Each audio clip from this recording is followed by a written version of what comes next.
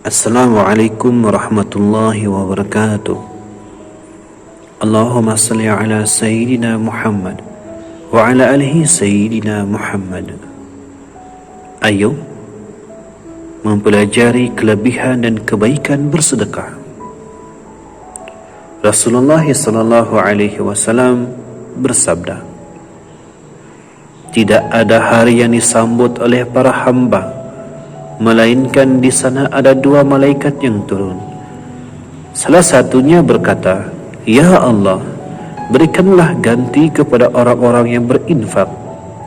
Sedangkan malaikat yang lainnya berkata, Ya Allah, berikanlah kehancuran kepada orang-orang yang menahan, yakni hartanya. Hadis riwayat Bukhari dan Muslim. Sedekah bukan hanya perihal memberikan sebahagian harta kepada golongan yang memerlukan, namun manfaat sedekah lebih luas akan dirasakan oleh mereka yang melakukannya. Antaranya ialah memperkuatkan keimanan dan mendekatkan diri dengan Allah Subhanahu wa Ta'ala. Jika kita bersedekah dengan niat demi untuk beribadat kerana Allah, pasti akan bertambah keimanan kita terhadapnya. Dengan bersedekah juga dapat mendekatkan diri dengan Allah Subhanahu wa Ta'ala, kerana Allah sangat menyayangi akan golongan hambanya yang banyak memberi kerananya, bukan bertujuan untuk menunjuk-nunjuk. Yang seterusnya mendapat ganjaran pahala.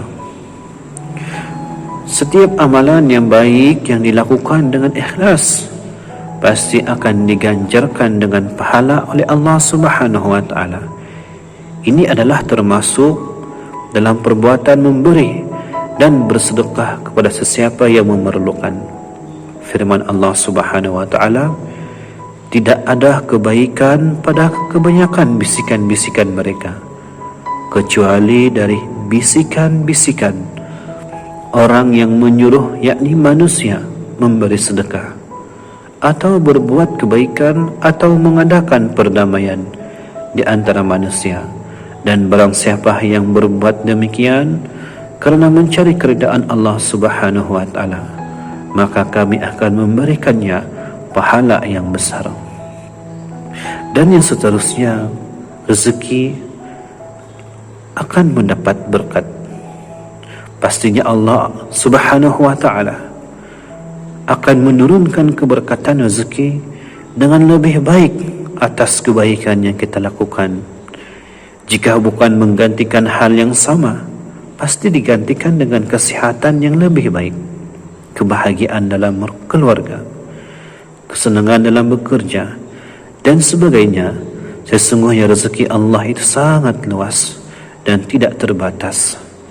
Dan yang akhir sekali, banyak penemuan kajian yang membuktikan bahawa melakukan sesuatu perkara yang positif untuk orang lain, seperti memberi ataupun bersedekah, akan meningkatkan sistem kekebalan tubuh badan seseorang. Salah satunya ialah kajian yang dilakukan oleh James House memberi kesimpulan bahawa dengan membantu orang lain sepenuh hati dan ikhlas akan meningkatkan kesihatan tubuh badan dan menyembuhkan penyakit-penyakit ringan.